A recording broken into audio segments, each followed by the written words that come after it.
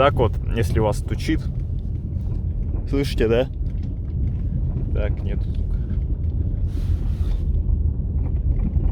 Вот так вот. Это значит, на суппорте есть прижимная пружина. И, соответственно, ее нужно поменять. Скоба, скорее, или пружина. Скоба, наверное.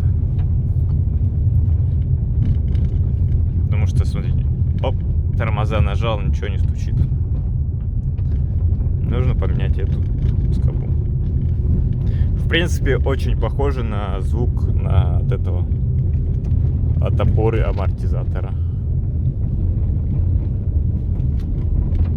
Очень похож, но нет. Собственно, вот эта пружина, скоба. Вот видите, оп, как легко ходит головка. Сейчас я поменяю на новую. 400 рублей штука.